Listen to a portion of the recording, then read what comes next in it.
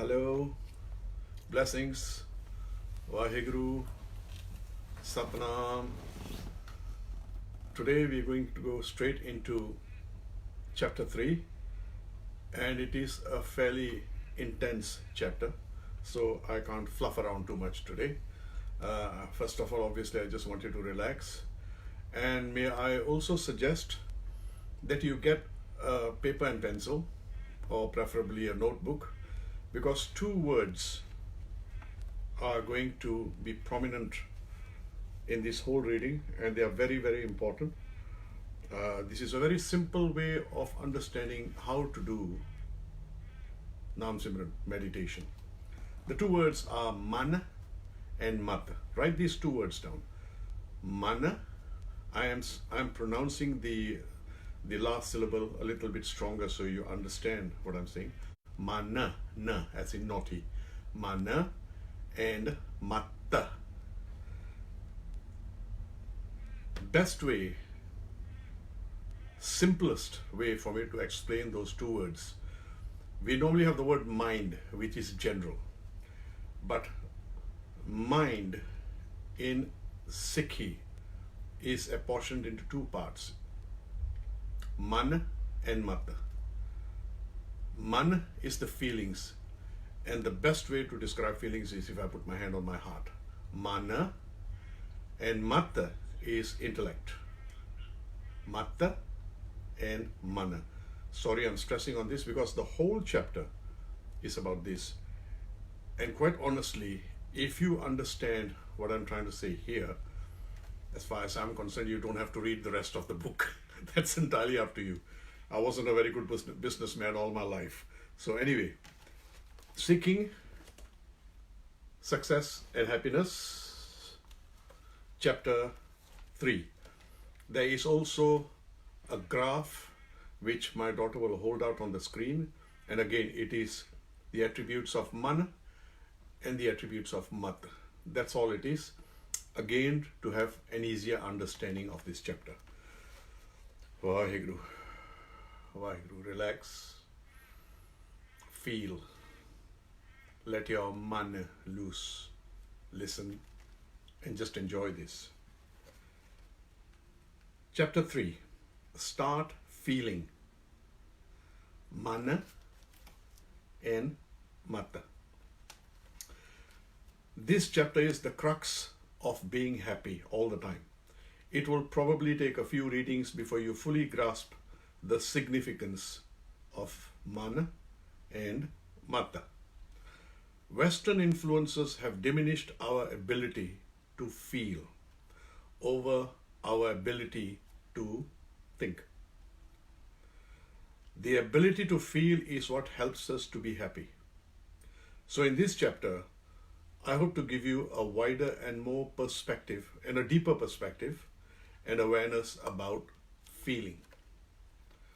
From a young age, we are asked to think for ourselves because that makes us supposedly better equipped for dealing with life. We are seldom told to start feeling for ourselves.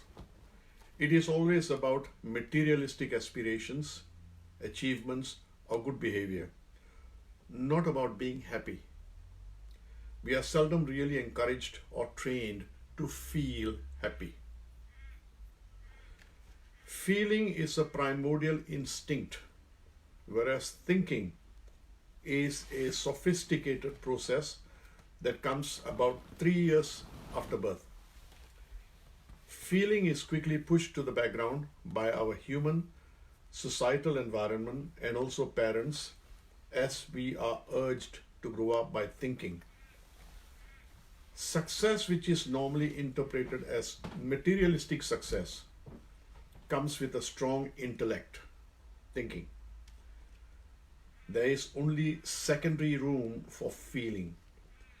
Feeling is more associated with spirituality than thinking. Socha sochna hove, je sochi lakhwar. It's from the Japji Sahib of the Guru Granth Sahib, page 2. Socha, sochna hovi, je sochi lakhwar. Enlightenment cannot be realized by thought. even if you keep on thinking and thinking about it. The passage goes on to say that even by just keeping silent or through cleverness or fasting, you cannot find enlightenment. It is through a greater awareness, through feeling, through love for the divine, and finally through His grace, Guru Prasad, that we attain liberation, which is the ultimate materialistic and spiritual happiness. The total mental process that includes thinking, intellect, mind, brain, basic instincts, gut feelings, and feeling in general is divided into two compartments: the mana and the Mutt. Western research on this subject is restricted to the interaction between the mind and the heart. Only recently is there discussion on the aspect of the inner child. Now there is even further talk about the inner adult, but we are still sticking to the inner child, which is close to our concept of the mana. Dr. Rollin McCratty of the Institute of Heart Math, USA, for example, discussed the link between heart health and emotions as part of the Heart Smarts series in Today Health and Wellness magazine, January 27th, 2006. He explained that the heart is in a constant two-way dialogue with the brain, and feelings, emotional and mental reactions affect the heart. He also explained that the research shows that the heart sends more information to the brain than the brain sends to the heart. Anger, frustration, anxiety, and insecurity makes the heart beat erratically and perhaps leads to stress and heart complications in the long run. And when we experience positive heartfelt emotions like love, care, appreciation, and compassion, the heart produces a very different rhythm. As he explains, it is a smooth pattern that looks like gently rolling hills. Harmonious heart rhythms, which reflect positive emotions, are considered to be indicators of cardiovascular efficiency and nervous system balance, unquote. Even though we know that the heart is not the organ for feelings, but affected by feelings, we refer to the heart to describe certain emotions. We say things like, my heart is broken, or my heart aches for his or her company. In compassion, we say, my heart reaches out to him or her. In anguish, we say, heart-wrenching. An apology can be heartfelt. The mind is actually divided into man and mat. The mind, as described in Western terms, is actually the mat, the intellect. And the other part of the mind is the man, emotions or feelings, good and or bad. It is the man that affects the heart. So to understand this better, let us draw up a small list of attributes, etc., between the man and the mat. You can see that passage there. You have the man, you have a list of attributes of the man, and you have the mat, a list of attributes there. So if you want to take a snap of this, I give you another 5 seconds. 1, 2, 3, 4, 5. Thank you. The doorway to the soul's spirit is through the infinite man, because it feels, not the finite mat, because the mat feeds on tangible proof. Therefore, through this chapter, you will realize that understanding your man is a great aid to doing regular meditation as part of your way of life, without the mat, the intellect getting in the way, except to help urge the lazy man to do meditation. For ease of remembrance, I shall use the terms man and mat with the most suitable thought or emotion from above to make my case. The man, emotion, is innocence, gut feeling, and instinct, but is incapable of leaning towards good or bad by itself. The mat, intellect, can lead the man, emotion, one way or the other, depending on the environment and circumstances of the human being, one's upbringing, one's education, and one's accumulation of knowledge. Again from the Guru Granth Sahib, page 2, Man Jeete Jagjeet, which means conquest or control of the man means victory in this life. Mananiva Matuchi, this is a Sikh saying, keep the man in check and in humility, but let your Mutt, your intellect, the advisor, scale lofty heights. Learn, study, gain more knowledge. That's all for the intellect to give advice to the man. Mananiva, so from what I have said above, one would easily assume that we should make decisions with our Mutt, our intellect. But here is the twist. We should actually make decisions with our Man, emotions, not with our Mutt, intellect. The Mutt should be used as an astute advisor with all the good knowledge it acquires, hopefully through good company, good parenting, and good education. This implies that though knowledge is the strength of the Mutt, wisdom is the domain of the Man.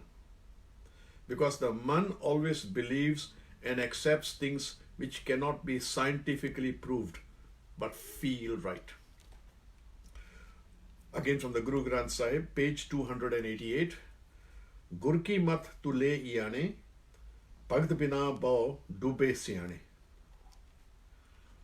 Take the advice of the Guru, you fool. Without devotion and humility, even the clever have drowned.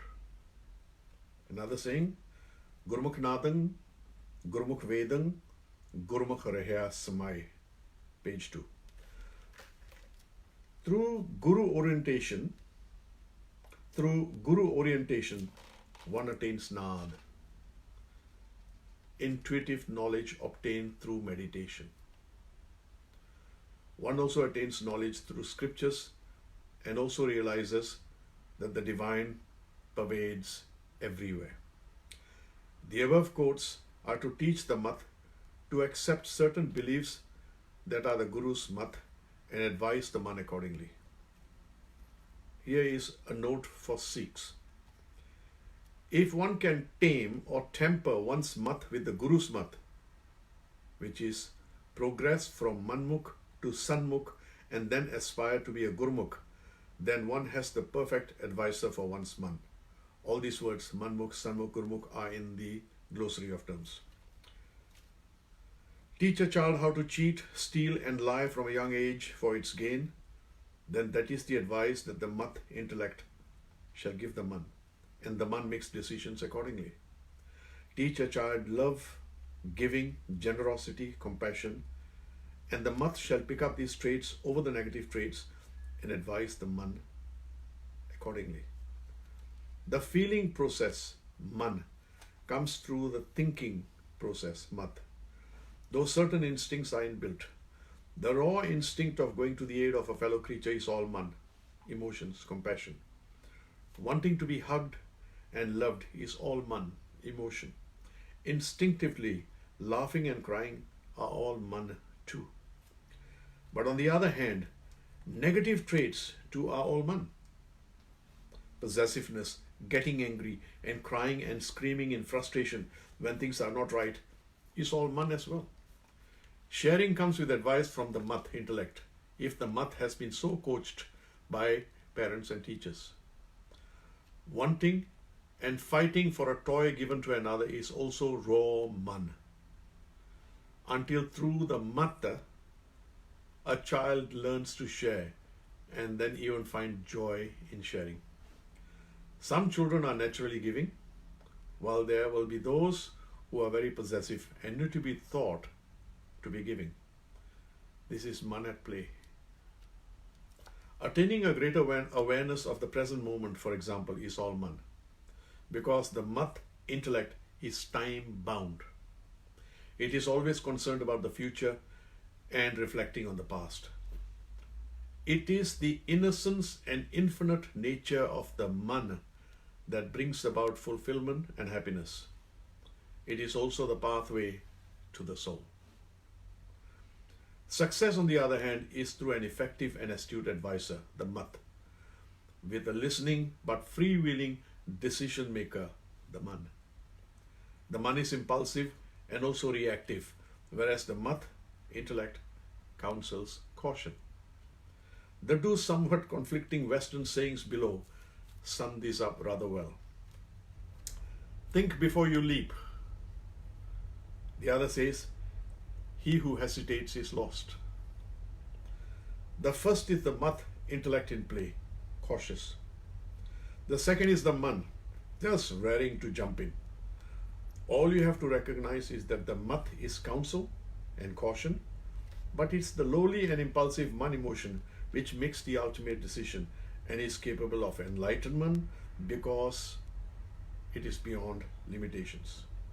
To reiterate, the Mutt is for thinking, whereas the Mun feels. Let us take a very simple example. Assume that you love chocolate and a platter of the most exquisite assorted chocolates is placed before you. The Mun immediately says, wow, yum, let's gorge ourselves silly. The Mutt, through education, knows that too much of chocolate is bad for you. So it advises not to eat chocolate because of its adverse effects. The Mun that makes the decision to select perhaps a couple of pieces, though it would like to eat the whole platter. Such are the shortcomings of the Mun, tempered and advised by the astute Mutt. Becoming more aware of feeling allows us to slow down, smell the roses, appreciate what we have, enjoy the beauty around us, love, reach deeper within our being, meditate, feel, and recognize the immortality of the spirit within, and experience the unbridled joy of just living in the moment. This is the Mun at play. Yet the process of feeling can only be reached through our thought process, of course, because the finite thought process is the advisor and the passage to the infinite feeling process.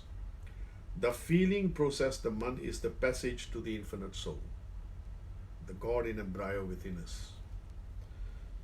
I will also venture that Matta on its own will not believe in the concept of God because it is beyond its limitations, and also because it looks for tangible proof.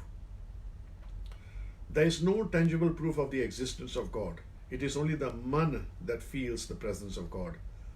Mun has faith, Mutt does not, because faith is not tangible. The Stephen Hawkings of this world are fully Mutt driven and hence cannot accept the concept of God.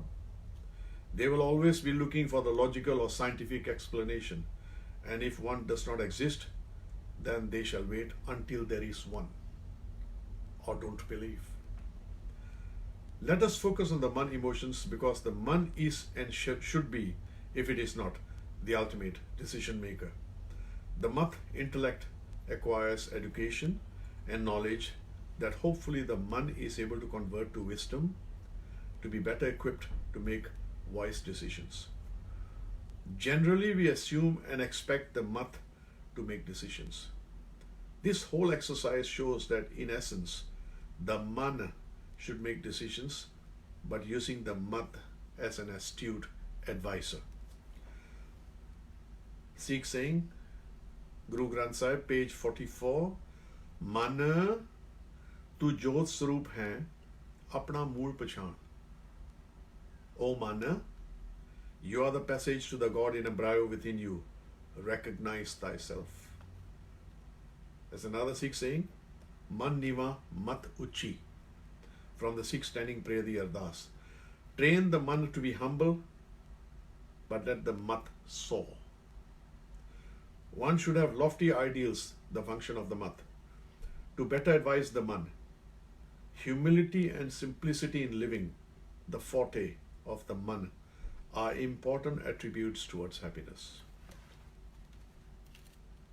Okay, a subsection, the Mutt versus the Mun. In your everyday living, spend a few minutes on observing the Mutt and the Mun at work within you. Recognize the two separate parts. First thing in the morning, the Mun says, I want to lie in for another half an hour, or I am not ready to get up yet. I'm sleepy. The Mutt intellect says, up. Time is precious. We have work to do. Remember, Mutt is driven by time constraints. Mun does not like to be restricted by time. The Mun reluctantly agrees or rebels to its detriment. That war goes on every day. Next, the Mun wants a big juicy breakfast with all the trimmings. Eggs, sausages, bacon, white bread, butter and beans, or aloo parathe, chapati with potato filling, with yogurt and a glass of chai, spiced sweetened tea, or pancakes with syrup. The Mutt, through education, says, drink a couple of glasses of lukewarm water, eat a couple of fruits, and then go for a walk or a jog. It is healthier. Third example, on Saturday, the Mun says, I want to go play golf or go fishing. But the Mutt says, I should mow the lawn, otherwise mum or the wife is going to get on my case. Fourth example, at work, I hate my boss. I wish I could find a way to get rid of him or leave, says the Mun, emotion. The Mutt intellect says, don't be stupid. You have no choice but to suck up to him. Be nice to him. Bide your time. Meanwhile, keep your options open. Start looking for another job perhaps. Number 5. Let us have one final example to show the subtle difference between the Mun and the Mutt. The Mutt, after being convinced about the merit of practicing meditation, says, I should take time out to do some affirmative meditation and visualization. It is good for me. The Mun says, no, what a waste of time. Let's go and play. But as time goes by, hopefully the Mun listens to its advisor, the Mutt, and starts meditating on a regular basis. The ultimate balm and road to happiness is meditation. We call it Naam Simran. Educate your Mutt to coax your Mun to do so. So even meditation does not come naturally to the Mun. The Mutt needs to accept the value of meditation and coax the Mun to do so. The Guru advises, Mere mana naam nit nit le, jalat nahi agan sagar, sukh man tan de. O my Mun, meditate every opportunity you get. You shall not be in mental strife. You will be blessed with peace in body and mind. In all cases, the final decision, somewhat reluctantly of course, has to be made by the Mun, the lowly emotion. The lofty Mutt is there to give good, sound advice, hopefully with good education, good environment, and good close company, Sangat. Nurture the Mun more and more. That does not mean do only what the Mun impulsively wants, but remember that the Mun must be in charge in consultation and with advice from the Mutt. The Mun is and should be the master, with Mutt as an astute advisor, and serves the Mun according to its level of education and knowledge. One needs to keep raising the level of knowledge of the Mutt to better advise the Mun. Mutt infuses discipline, which is so necessary for any form of achievement, including happiness. This assertion of the Mun, using the Mutt as an advisor, will lead you eventually towards a better tomorrow, because you will start appreciating the present moment more and more through a greater knowledge, through greater acknowledgement of your Mun's superiority when in check from its unbridled emotions over your Mutt. Do not allow Mutt to dictate but to advise. As you improve in this exercise, you will experience a greater joy. You will start slowing down and enjoying yourself. You will instinctively start meditating and thereby ushering abundance into your life. You are now in touch with your inner self. Till now, you have allowed Mutt to try to dictate your life. You have been swept up in meeting deadlines, wealth accumulation, time management, daily routines, and other such time-bound practices. They have stopped you from consciously feeling life. Though all the above self-management concepts are essential towards your materialistic success, do not stifle your natural instincts, your impulses, the child within you, your man. Start making decisions through the man using Mutt as an advisor. You have pushed aside or given secondary status to your man. Now make it primary in your life. Not only think happy from now, feel happy. Let happy be your natural state. Now read and digest the rest of this book through feeling. Digest it and make it part of your living. This is the first secret to being happy. Feel. Even as you read further, linger and feel what I'm trying to say. Feel good about yourself as you read further. Meditation, relaxing, slowing down, sometimes dwelling in timelessness is all about feeling. It is about man. That's the end of the chapter, and we have a short exercise. Let's go into the exercise. Before the exercise, once again, let me say that we have this wonderful time now to start practicing our feeling, to let go of time, to sit back and relax, smell the roses, and feel yourself. Reach inward. Exercise. Close your eyes. After reading these, of course, but you can close your eyes and listen to me. Close your eyes. Reflect on the separation of your man from your mutt. Keep your mutt working, analyzing this newfound information that you can actually switch from your mutt intellect and its limitations to your timeless, limitless, freedom-seeking, childlike, happy, carefree, and joyful inner child, the man. It does not have a care in the world. Having left all your cares and worries to the Mutt, you can now just revel in the man. Consider all the possibilities of happiness through the boundaryless, childlike man.